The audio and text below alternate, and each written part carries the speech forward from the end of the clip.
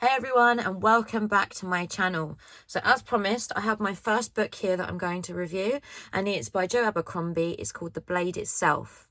Now, it's the first book as part of a trilogy, and he also writes some novellas which are set into the same world after.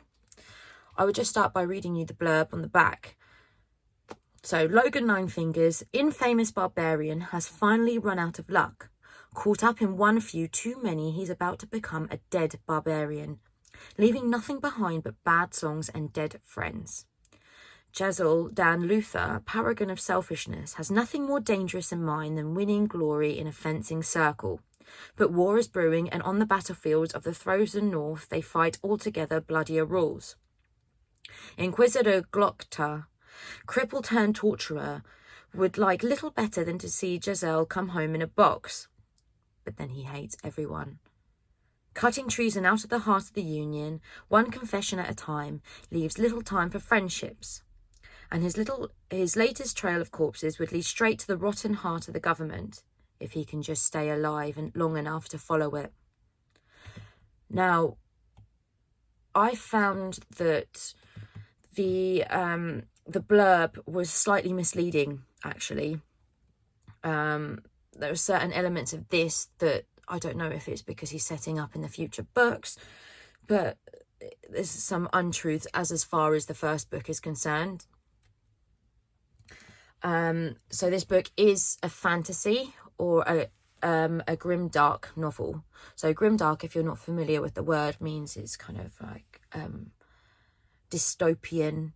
It's very violent, and this book is known for being quite disturbing. And if you kind of recognise a sort of blurb, if in case you're wondering, yes, it is incredibly like Game of Thrones in so many different ways. So if you like Game of Thrones, then you might very much like this book or this series.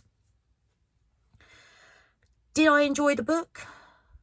Well, have you ever read a book where it takes you quite a long time to get into it and you're kind of wondering, should I put it down? Should I bother continuing? Well, I very much found it with this book. I found it with this book throughout the whole book. I was really quite bored. And if you were to ask me what happened in this book, I would actually struggle to tell you too much as to what happened. And the reason why is because he's not focusing on plotline at all, particularly. What he's doing, he spends the whole book introducing the characters and going into big depth into kind of their personalities and why they do the things that they do. And I think that's a huge reason why it is actually quite disturbing, because these people are really screwed up. And he gets you to kind of go into their mind, to travel into their mind, to understand the reasons why they do the things that they do.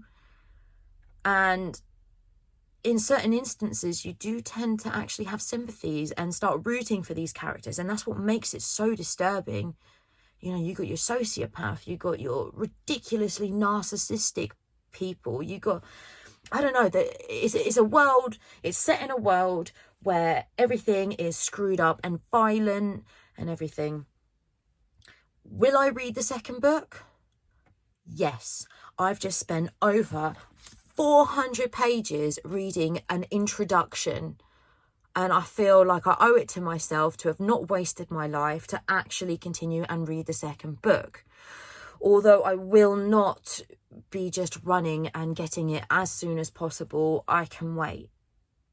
So that, I think, kind of speaks for itself about how I feel about it. One thing that I did find quite confusing is that it is just like Game of Thrones. You have different characters that it follows, and it's in different parts of the world. And I did find it quite confusing, trying to map out where things are in my head. And he has certain places, like, for example, Styria. So, one would automatically kind of think Syria. So I think, okay, well, where, in comparison to where clearly is kind of like a UK type world where most of it is based, where's Syria in comparison? Okay, is it going to be that far away, or is it in the north? And it was really, really difficult to kind of wrap my head around. So I think it would have been maybe a bit better if they'd included a map, like a lot of books that are kind of set in lots of different parts of make-believe world.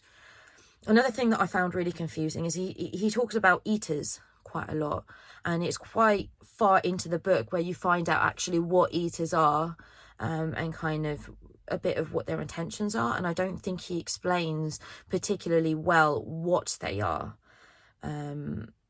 But again, I suppose in the second book you will very much find it out. What was really, really good was at the end, you really feel like this story is actually beginning now. It's actually starting.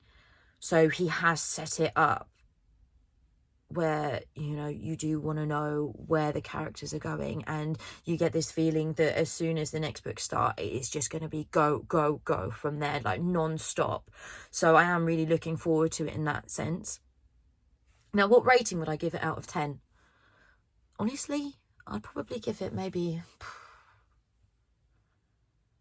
a 5.5. I really didn't enjoy it that much. I really didn't. But the reason why I've given him such high stars is because of his characterizations and the way that you go into their minds. So the second book in the trilogy, it is called Before They Were Hanged. So I will be reading that at some point, and maybe I'll do a review and let you know what I think of the second book, and if my presumptions were right and my assumptions that it will just kick off. So thanks for watching. If you don't mind just liking, if you've got any books that you think I should be reviewing, or any comments, or if you could let me know what you thought of the book, I'd love to hear about it. So just drop us a comment, and if you haven't already, please subscribe, and I hope you'll see me again soon. The next book that I'm going to be reviewing is a fictional book, and it's called The Tattooist of Auschwitz. So stay tuned.